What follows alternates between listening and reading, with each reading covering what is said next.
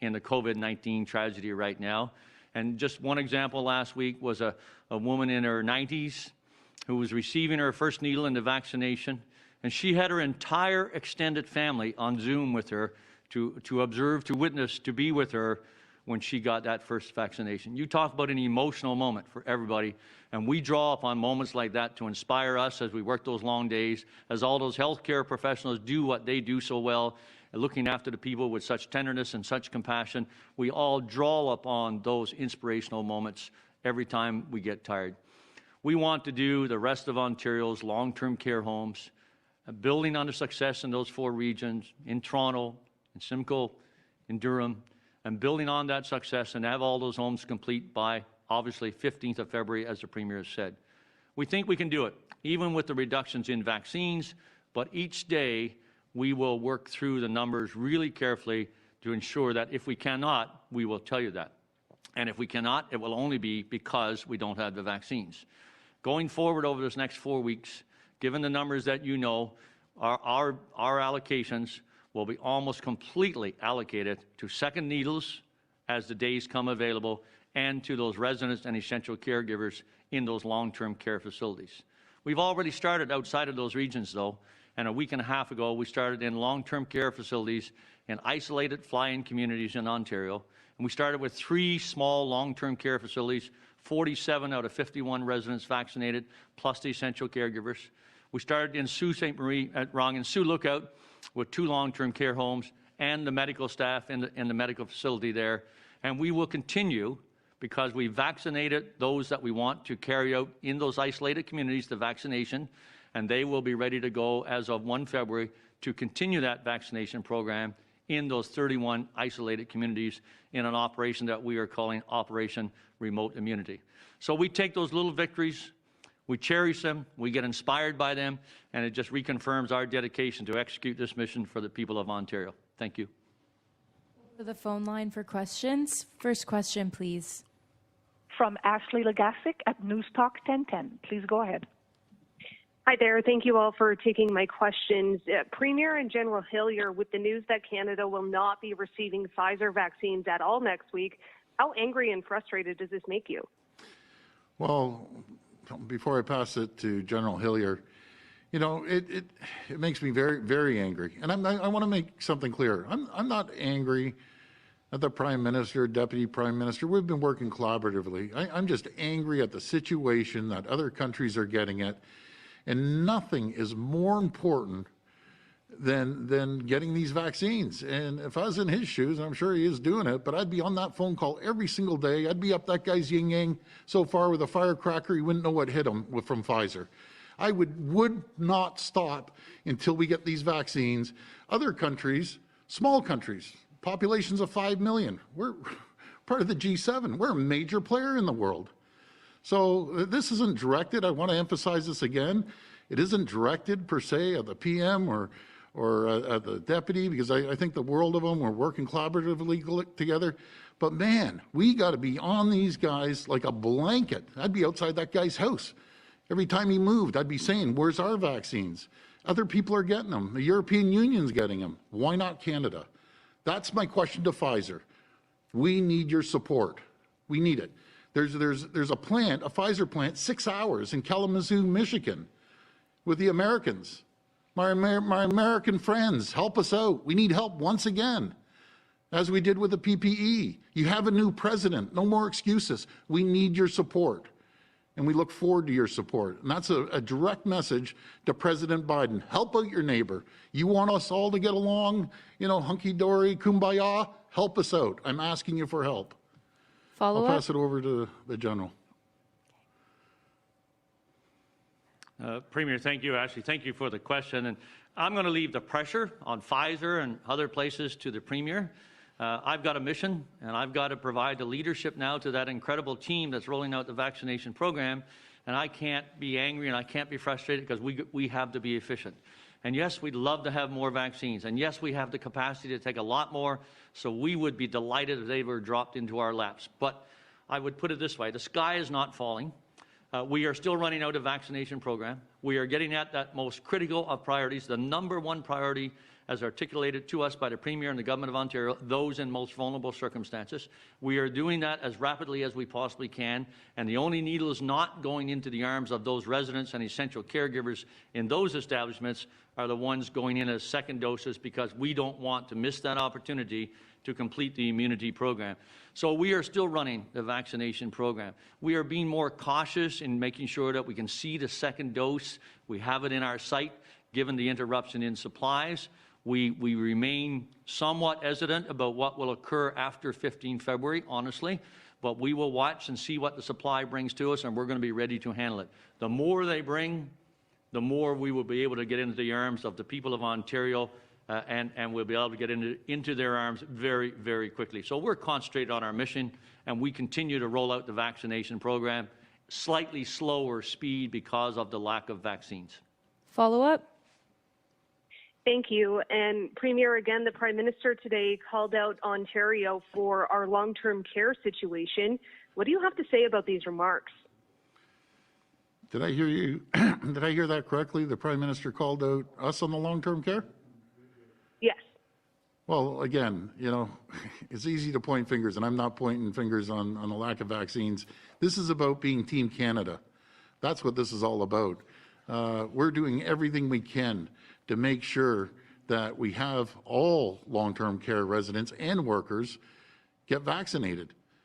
We wouldn't have this problem. If we had the vaccines, we'd have it in their arms. We've already done, and this is just incredible work from General Hillier to the folks in public health, to all the great hospitals. The CEOs have gone above and beyond. In 4 weeks, we have 40% of all long-term care homes done. If we had the vaccines, we would have it all done by mid-February. So we're doing everything we can. So I'll focus on long-term care. Prime Minister, you focus on getting these vaccines, and everything's hunky-dory here. So I can't figure out why he'd call us out on that, to be very frank with you. Next question. From Randy Rath at CHCH-TV. Please go ahead. Hi, Premier. I'm How you wondering doing, today Randy? about the situation in Niagara. People down there are wondering why they haven't been designated a hot zone. Yesterday, Dr. Williams told me that a couple of weeks ago, when you figured out what were going to be the hot zones, that Niagara didn't qualify, but they have had numerous outbreaks in long-term care facilities, and that he finds very concerning. And there's also a higher infection rate per 100,000 population than there is in some of the hot zones, including Toronto. I'm wondering, are you going to designate more areas as hot zones so that they get priority for vaccinations? So why don't we answer it this way? We'll go to the Minister of Long-Term Care, Minister of Health, and then over to the General after that. Thank you. So clearly the priority has been for long-term care and high-risk retirement homes to receive the vaccine. That has been our priority all along. The long-term care homes across Ontario, 263 so far have received vaccines, and there's been outreach into those communities. We are continuing to support the long-term care homes in Niagara, working with the medical officers of health, public health units, the local hospitals, bringing every effort and tool to bear to support the homes there. The most important issue for people to understand is community spread. Community spread continues to be a threat to our most vulnerable people in long-term care and the staff who work there to support them.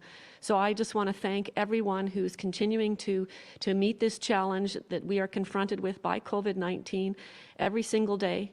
And we will continue to request the vaccines that are necessary. And I do understand and share the concerns of the Premier.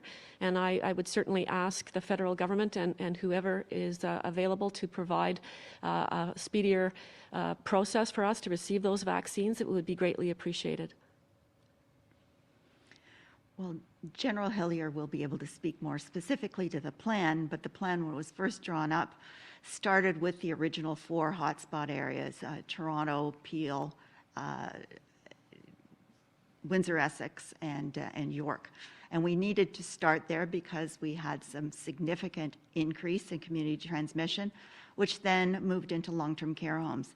And we know that we need to protect our most vulnerable people in long-term care homes, their essential caregivers, and the staff members that work there. So we are going to move out as we receive more supplies of the vaccines, and we're going to continue to work with the federal government to do whatever we can to facilitate that. But Niagara is receiving vaccines, and we are shipping them to other locations, through Lookout and areas in the north as well. We'll continue to do that, but we need to get the vaccines, and we're ready to put them into people's arms as soon as we receive them.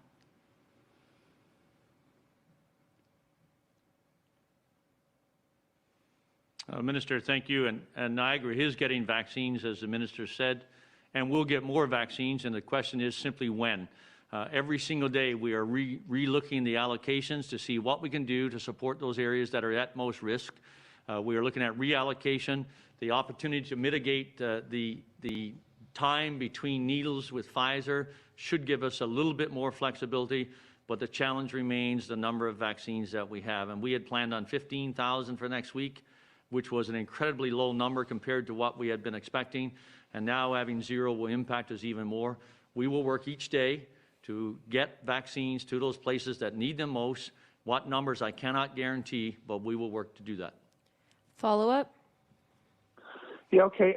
There was also people down there, health officials are saying that there was a shipment of Moderna vaccine that was supposed to go to Niagara, but that it was diverted. I'm wondering if that actually happened and where it was diverted to and why. And also, why are you guys wearing your masks today while you're speaking? Well, I'll answer the mask question. I'll pass the other question over to the general. Usually we have 4 people, sometimes 3. We can spread out 6 feet apart, and I think we're only about 4 or 5 feet. So we decided to make sure we're safe and keep our masks on. So I'll pass the other question over to the general. So as I said, we work every day on the allocation of the vaccines. That has been ongoing now for obviously since the first vaccines were in our site and then arrived. And obviously right throughout the province we do the allocations, and then sometimes those allocation changes. It's not a matter of taking one from one place and giving to another. It's a matter of ensuring that the allocations go to those places that need them first in order of priority as they are assessed. And in fact, that's what's happened across the province. Next question. Rob Ferguson at the Toronto Star. Please go ahead. Hi, Rob. Hello, everyone. Just picking up on what General Hillier just said on that being short almost 15,000 vaccines next week. What's that going to do to the February 15th target for first jabs in all the nursing homes and the high-risk retirement homes? General. Rob, thank you for the question. We're not short 15,000 next week from what we thought we'd get. We're short 80-something thousand. That figure had dropped to 15,000. I think it was on Friday, and we were led to believe we'd get 15,000 next week. Obviously, we found out today that figure is now 0. Obviously, it is going to slow down what we can do. We're going through those figures right now. Our number one priority is the long-term care homes across the province, the residents in them, and yes, the essential caregivers. We want to be able to do still as one package and offer them the vaccination and get them that level of protection. And then the second priority outside of that is the second needle to complete the immunization program, and having a little bit of distance, as I said earlier, from 21 to 42 days with Pfizer gives us a bit more flexibility to be able to meet both of those crucial priorities, and we're going to do it. So if we fall outside of 15 February, it will be because we do not have sufficient vaccines to complete it prior to then. I'm hoping that we can still do it. We're going to be really close one way or the other. We're going to push hard to see if we can actually get it all done. And if we can't, it will be because we simply don't have enough vaccines, but we will be close. Follow-up? Yes, thanks, General. Yeah, I realized it was like a further shortage of 15,000 next week in addition to the other ones that we have, I guess. So could it come to the point where you have to start delaying second doses in nursing homes and high-risk retirement homes? Rob, no. We're going to guarantee those second doses. And in the long-term care homes and high-risk retirement homes that have been vaccinated, we are going to make sure that they get that vaccine on day 21 or as close to it as is possible. But on day 21, the immune systems of many of the residents in those long-term care homes are not perhaps as robust. That's how I, as an operator, would describe them. Not a medical expert, obviously. They are not as robust, and they do need the second needle on that day. And so we would use others who have had the vaccine to be able to extend out to further. You know, from 21 to 28 days, we've been using routinely with the vaccination sites having the flexibility and obviously the authority to utilize that time frame. Now they can extend out to day 42. But here's what I would also say. Given the uncertainty of the supply in the short term, and given what we just learned just today, just a few hours ago, about next week, most of them will not be trying to extend to day 42. They'll probably go out to day 35 maybe and give themselves some cushion in case there's a further interruption downstream here, just to make sure that we can guarantee those second needles. So we're going to be a bit more cautious. Yes, we are. But we're going to make sure we get those second needles, and we've got a team that's going through the allocations to ensure we can do both, and that's what we're going to do. Next question. From Christina Tanelia at CP24. Please go ahead. Hi, Christina. Hi, Premier. Hi, Ministers. Hi, General. General, I'm wondering if you could advise, if considering now that the news we've learned from the federal government about no shipment coming next week and even less the week after, if you're still on track for phase 3, which would be to have, of course, the average, or as you've noted, mainstream Ontario to begin being vaccinated at end of July and early August. And I'm wondering if you could let us know if you were advised by the federal government that there would be no shipments of the Pfizer vaccine next week. I personally was not advised, and that's not necessary. The people on our team were advised very early today, obviously, so we've just literally gotten that information for sure. What Pfizer and I believe the federal government have said to us is that, yeah, we have some short-term shortages, some short-term disruptions to the allocations, but we will make up in late February and March what we have missed, and therefore in the first quarter, our phase 1, we will have the same number of vaccines allocated to us that we expected all along and that we've been planning to use. So obviously, we're now looking at that with a little bit of caution, just to make sure that we do see that supply arriving. In the second phase, from April, May, and June, and into the middle of the summer, we know with the vaccines arriving, notionally, we should be able to do that mission and be able to get into the general population of Ontario by late summer. But it all comes back to the arrival of the vaccines. We're planning for it, and our planning is hugely complete and in great detail. We have the capacity, whether it's mass vaccination sites, whether it's family physicians, whether it's pharmacies, and there are 4,600 of them across the province that we can utilize, or whether it's special mobile vaccination teams that will go into neighborhoods and places where people would normally not come to a hospital or normally not take advantage of that kind of service. We have that capacity. For example, we will ask each public health unit, just as a minimum, to have a capacity of 10,000 vaccinations a day. There are 34 public health units in the province. Just think of that capacity alone. Some of them we will ask to build much greater capacity, obviously where the population is much bigger, but we know it's there too. And we were using the Toronto vaccination clinic as a great learning exercise whilst we were putting a small number of needles, relatively small, into the arms of some of those healthcare workers at highest risk. And obviously, we're learning lessons from that. We'll have a playbook from it. And I thank Chief Matt Pegg and Dr. Davila and Mayor John Tory for their leadership on supporting this, because we're going to have a playbook, and we're going to spread that playbook around the rest of the public health units in Ontario, and they will have a running start, if I could put it this way, for mass vaccination clinics, because we'll want to use a lot of them. So we'll have the capacity. Everything will depend upon the arrival of the vaccines. Given the amounts that are predicted, if they show, we'll be able to meet our mission that I had described earlier. Thank you. Follow-up? Thank you, General Hillier. Premier, I'm wondering if I could ask you about tomorrow being Inauguration Day. Last week, Interim Toronto Police Chief James Raymer told us that every time there's an election in the U.S., Toronto Police plans for potential demonstrations and those type of things. But with respect to what happened at the U.S. Capitol recently, Raymer says it's shocking. I'd like to think that wouldn't happen here in Canada, but we will be preparing for different eventualities for Inauguration Day. Do you have any security concerns? You always have to have some security concerns, but I have all the confidence in the world in Chief Raymer. He's a veteran officer, been around for a number of years. He's been through this before, so we're in good hands here in Toronto, and I have all the confidence in our OPP here as well at Queen's Park and across the province.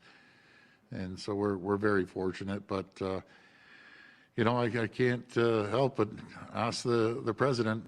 We're the third largest trading partner in the world. Ontario is, just Ontario alone. We're your third largest trading partner. We're the #1 customer to 19 states, a lot that elected you, Mr. President, and 9 other states that were #2. The least thing you could do in Kalamazoo, where the Pfizer plan is, great relationship building, give us 1 million vaccines. You have 100 million down there. Give your great neighbor that stands shoulder to shoulder with you 1 million vaccines to keep us going, get us over the hump. That's what we'd love to see off the president. So I wish him all the best, and we look forward to working with him.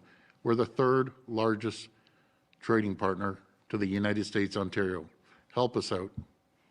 Last question. From Lorenda Redekop at CBC News. Please go ahead. Hi, Lorenda. Hi there. Looking at where we're at now with vaccines, were there mistakes made? Should there have been more and faster vaccinations for long-term care residents, staff, and caregivers there? And this would be for both the Premier and the Minister.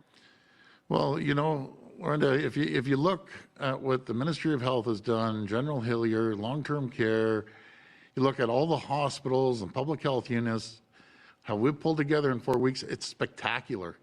It's incredible, the speed that we've moved. We have a well-oiled machine.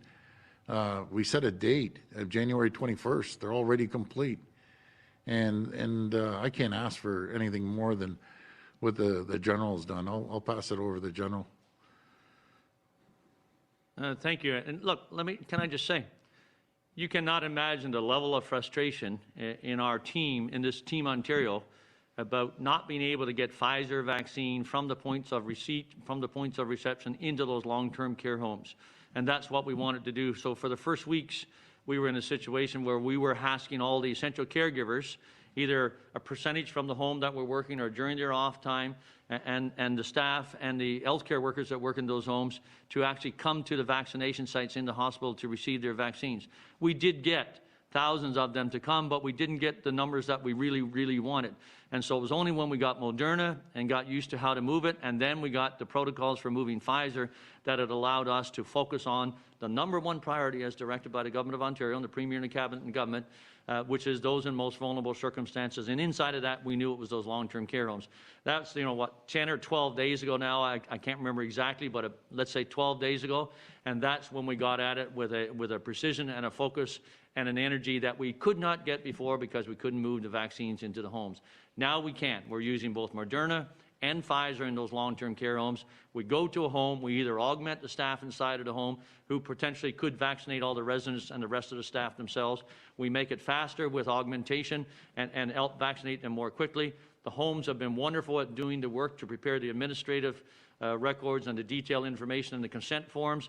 We've been having sessions with them twice a week with all the operators and the leadership at those homes to help articulate what is the need. And so we've been getting them to them very quickly. More than 55,000 in the numbers in those 4 regions and thousands outside. And during this next 4 weeks, we anticipate that we'll do about 135,000 vaccinations into the residents, the essential caregivers and staff of the rest of the long-term care homes around Ontario. And that level of protection will be incredible. And what we really are hoping to do is watch that death rate plummet from the COVID-19 tragedy that's visited upon the people in those homes. And so we were as frustrated as perhaps you articulate people are that we couldn't get Pfizer out there. And then we got Pfizer mobile and Moderna, and now we can. Now, if I can add to that, I know I've had a few questions. Why doesn't the province just go out and buy it? We aren't allowed to. It has to go through the federal government. Follow-up? Yeah, we've so many homes with outbreaks. Last week, Premier, you had said that hey, if the federal government is offering help, such as the military, you wouldn't say no to help. But then later that day, the ministry said no help is needed. I know that the vaccinations really have been seen as the great light of hope in the future for long-term care. Will the province be doing more? I mean, we have some of these outbreaks that have so many people affected, more than 100 when it's both residents and staff. So is the military an option, or what more will the government do? And I'd like to hear from the minister as well as the premier on this one. Sure. Well, we have the Red Cross in there helping out, and we appreciate the support from the federal government there. And I'll pass it over to the minister. Yeah, thank you for the question and the opportunity to clarify. I've said many times that in the outbreak, by definition, was designed to be one resident or one staff member self-isolating at home. That is the outbreak definition, because we want to make sure that we move as swiftly as possible, getting public health units in action and coordinating with the partners, whether it's hospitals, Red Cross, hospices, whether it's staff that are coming from the hospital. So these are, the outbreaks are defined in that way. And if we look at the actual numbers of outbreaks across Ontario, there are a much smaller number of homes that actually have resident cases.